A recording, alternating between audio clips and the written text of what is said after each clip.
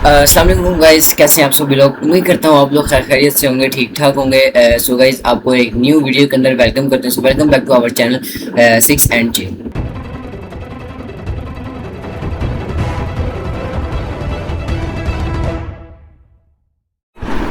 So guys, आज हम लोग जो बात करने लगे हैं, पाकिस्तान अपना पहला मैच, पहला जो डे है वो उनका फिनिश हो चुका है। तो काफ़ी ख़राब परफॉर्मेंस रही पाकिस्तान की। बहुत सारी बातें आपसे करने वाली, तो जो कि बहुत मुख्तसर से टाइम में करनी है मैंने।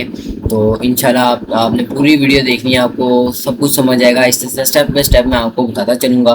तो सबसे पहले तो बात कर लूँ मैं, जो कि पिछली वीडियो में मैंने आपको बताया था, उस ग्राउंड की परसेंटेज के हवाले से। पाकिस्तान जो मिड में परसेंटेज आई थी, विनिंग परसेंटेज रेशियो जो आई थी, प्रोबेबिलिटी 45% जो थे चांसेस वो ड्रॉ होने के थे, और 38% जो थे वो वेस्ट इंडीज़ के जीतने के थे, और 20% चांसेस जो थे पाकिस्तान के थे, क्योंकि वेस्ट इंडीज़ ने टॉस जीत के सबसे पहले बैटिंग की थी और पाकिस्तान की थी बॉलिंग। तो इसलिए ड्रॉ की भी परसेंटेज 45 थी, और पाकिस्तान की 20% थी, और वेस्ट इंडीज़ की 38% थी, जो कि मैंने आपको कल ही वीडियो में बता दी थी।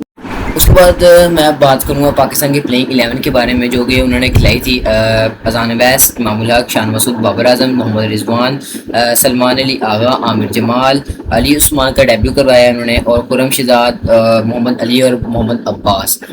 तो ये हमारी प्लेइंग 11 थी जो कि इन्होंने परफॉर्म किया, लेकिन इतना कुछ ख़ास परफॉर्मेंस नहीं दी। तो उसके बाद मैं बात करूंगा जिन्होंने बॉलिंग की है इस डे के अंदर। मोहम्मद अब्बास ने 19 ओवर किए, जिनमें से 6 ओवर मेडन गए और 44 रन्स दिए और 2 रन्स दिए, जो कि अच्छी एक इन्होंने बॉलिंग किया। और पेस उनका बहुत लो था, 128 उनकी हाईएस्ट स्पीड थी, लेकिन उन्होंने उस फील्ड के मुताबिक बॉल की और बहुत अच्छी बॉलिंग की है।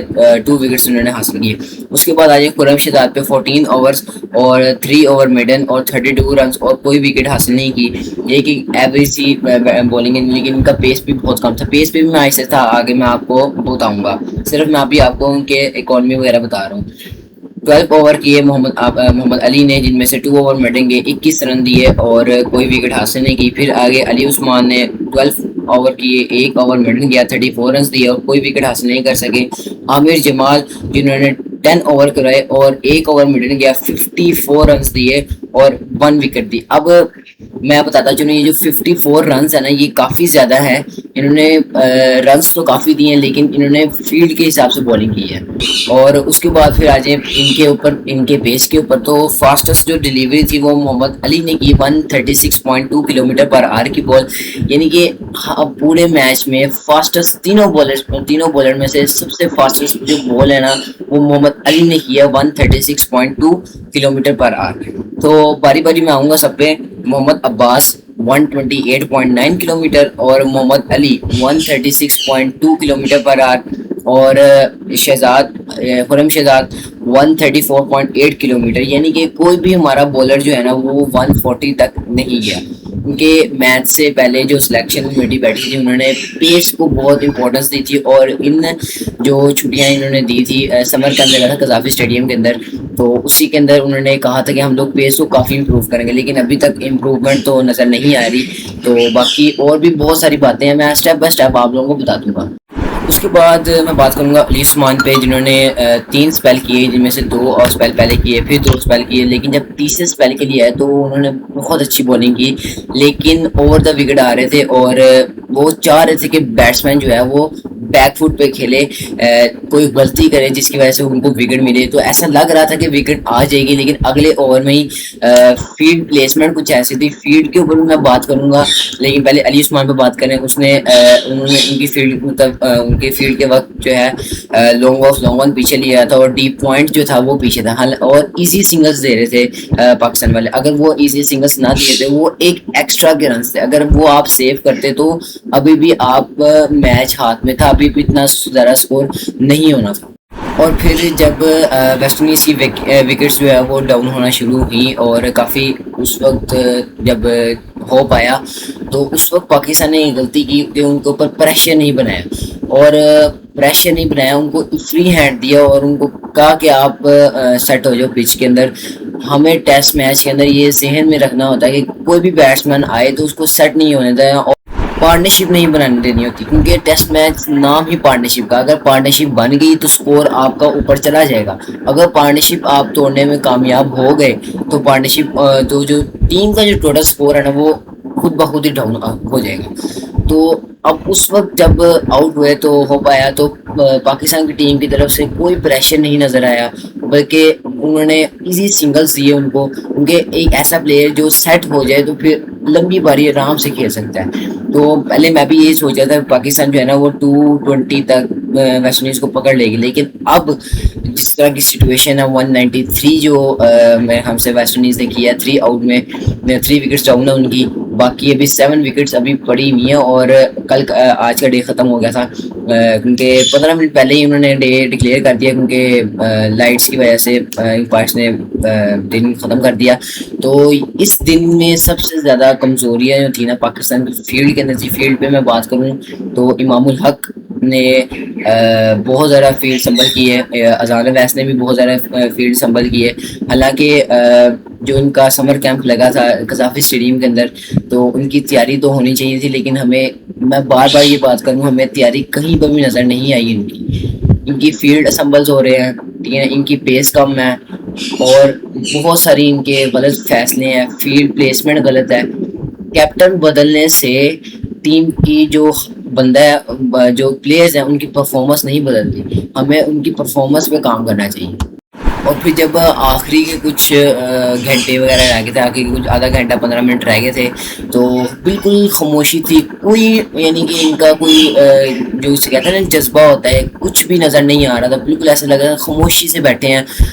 کمنٹری میں بھی یہ کہہ رہے تھے لوگ کہ پاکستان اتنے ایزی سنگلز کیوں دے رہا ہے، ٹھیک ہے، اور آپ ڈے اینڈ پہ ہیں، آپ سارے فیلڈر آگے کھڑے ہو گئے ان پہ پریشر بنائیں کہ آپ مجھے سنگل لے کے دکھاؤ، اور امام الحق آپ پکڑ کے اتنی زور سے تھوڑو کرو تاکہ ان کو پتا چلے کہ آئندہ کے بعد اس جگہ پہ مارو گے تو سنگل نہیں ملے گی، لیکن آپ لوگ اتنے سنگل ایزی سنگلز دیے ہیں جن کے بنا پر ایکسٹرا سکور ہے یہ صرف، اور کوئی بات نہیں، صرف یہ مس فیلڈ کی وجہ سے اور کچھ فیلڈ پلیسمنٹ کی وجہ سے جس کی وجہ سے نا سکور بڑھا ہے، نہیں تو اگر پاکستان چاہتا تو ان کو پہلے ہی پکڑ سکتا تھا، لیکن اب انفارچونیٹلی ایسا نہیں ہوا، اور پاکستان کے کچھ غلط فیصلوں کی وجہ سے اب بھی جو ویسٹ انڈیز ہے وہ کافی اچھی سٹیج پہ ہے۔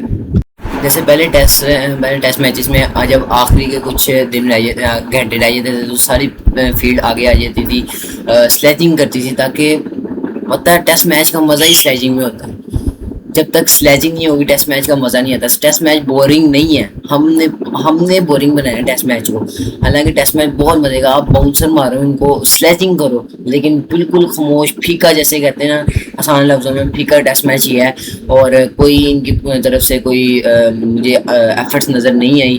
اور جب لنچ کے بعد جب کچھ تیسرے سیشن کے اندر جب ہم لوگ آئے تو بس سارے یہی ایسا باڈی لینگویج سے ایسا لگ رہا تھا کہ بس جیسے فٹافٹ سے یہ جو ہے دن ختم ہو اور ہم لوگ جا کے آرام کریں، لیکن ابھی کچھ آورس ابھی پڑے ہوئے تھے اور یہ لوگ ان کی یہ حالت تھی۔ اور ان کی فٹنس پہ بھی میں بات کروں گا، فٹنس ان کی بہت زیادہ امپورٹنٹ ہے ٹیسٹ میچ کے لحاظ سے، ہمیں وہ بندے چاہیے جو کہ مینٹلی طور پر باڈی وائز ہر طرح سے فٹ ہو، کیونکہ ٹیسٹ میچ کوئی عام نہیں ہے، ہم نے عام بنایا ہے، ایک آسٹریلیا انگلینڈ ہر جگہ ٹیسٹ میچ کو بہت زیادہ امپورٹنس دی جاتی ہے، لیکن ہمارے یہاں انفارچونیٹلی ٹیسٹ میچ کو اتنی امپورٹنس نہیں دی جا رہی۔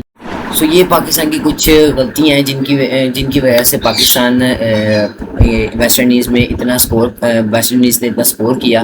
194 فور 3 ہے ویسٹ انڈیز، اور ابھی کل کا دن پڑا ہے تو لیٹس سی، اور کچھ پتہ نہیں شاید وہ 300 پلس سکور کر لیں۔